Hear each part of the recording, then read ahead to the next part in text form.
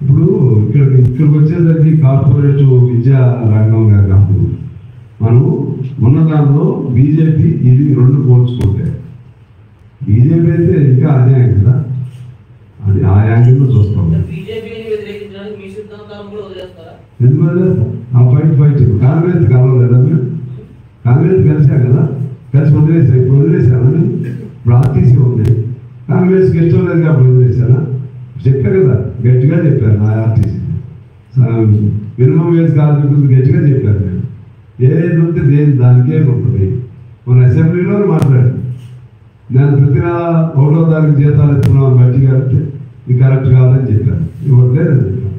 ఇవాళ మావోయిస్టులు చంపుతున్న పదాల్లో రాష్ట్ర ప్రభుత్వం కూడా దీని పాత్ర ఏమైనా ఉంటే పునఃపరిశీలన చేసుకోవాలని కూడా చెప్పారు. ఆ తర్వాత మనకి వచ్చే ప్రజాస్వామ్య హక్కులు, మీటింగ్లు పెట్టుకునే హక్కులు, దాన్ని నిరాకరిస్తే పాత ప్రభుత్వ షూల్లో మీరు కాళ్ళు పెట్టి నడుపుతున్నారు అని కూడా చెప్పారు. ఎందుకంటే అవి చెప్తారు.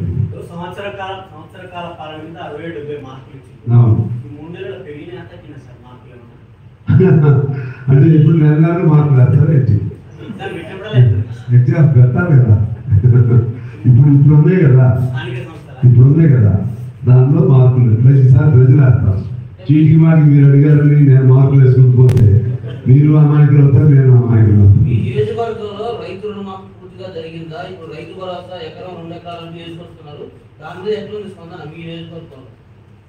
నియోజకవర్గంలో యాక్చువల్గా ఏంటంటే వీళ్ళు చెప్పుకోవడం చేత కాదు. ఎప్పుడు ఎవరు కూడా ఇంత పెద్ద ఎత్తున నిధులు ఇవ్వలేదు.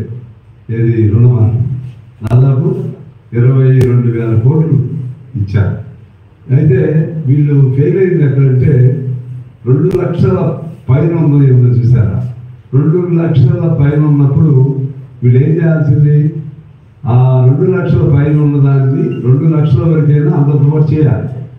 వీళ్ళు 2 లక్షల పైన అప్పదు కాబట్టి వీళ్ళు ఉన్నాళ్ళు లెక్కని వాళ్ళు పక్కన పెట్టారు. అది ఫెయిల్. రెండోది, ఈ 2 లక్షల లోపు ఇచ్చేవాళ్ళు కూడా కొంత మిగిలి ఉన్నారు. అదేంటంటే నేను మనం కూడా మాట్లాడాను. కొన్ని టెక్నికల్గా వాళ్ళ పేర్లు అది ఇటువంటి ఆ పవర్ ఉంటుంది, కానీ అందరికి ఇస్తారు, అందులో డౌట్ లేదు. కాబట్టి ఆ నియోజకవర్గం కూడా ఇటువంటి ప్రాబ్లం మాకు తక్కువ ఉన్నాయి ఈ ప్రాబ్లమ్స్. రైతు ఆత్మీయ భరోసా, రైతు భరోసా దాదాపు వేసుకుంటూ పోతున్నారు, అక్కడ నో ప్రాబ్లం. అదేవిధంగా రేషన్ కార్డు, రేషన్ కార్డు మొదలవుతున్నాయి. ఇప్పుడు ఈ ఇల్లు వీటికి సంబంధించి మోడల్ విలేజెస్ సెలెక్ట్ చేశారు కాబట్టి మోడల్ విలేజెస్లో టోటల్గా శాచురేషన్ పాయింట్గా సెలెక్ట్ చేయించాం మా దగ్గర. తర్వాత నియోజకవర్గానికి 3,500 ఇళ్ళు అంటున్నారు. ఇది చాలా నాకు తెలిసి మనం మొదలవుతుంది కనుకోవడం. ఇప్పుడైతే ఓవరాల్గా కొన్ని అంశాల్లో బాగానే ఉంది. ఫెయిల్యూర్ అంశాలు నేను చెప్పాను కదా మీకు, 2 లక్షలు అవ్వదు, అది ఒక ఫెయిల్యూర్ అంశం. అదేవిధంగా మిగిలిన హామీలు ఉన్నాయి కదా, ఇది పొలం బంగారం ఇంకే ఉన్నాయి కదా, అవన్నీ ప్రభుత్వం ఓపెన్గా రావాలి.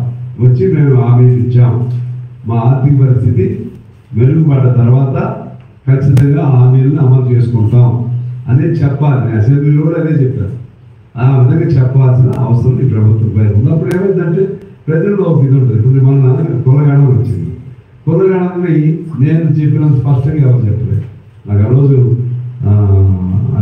నాట్ ఫీలింగ్ కాదు, అయినా కూడా ఏమని చెప్పాను నేను, లెక్కలు పెట్టారు మీరు. ఇప్పుడేంటి what next, what you're going to do. So after producing your report in the house, later what will be your course of action అని అడిగాను.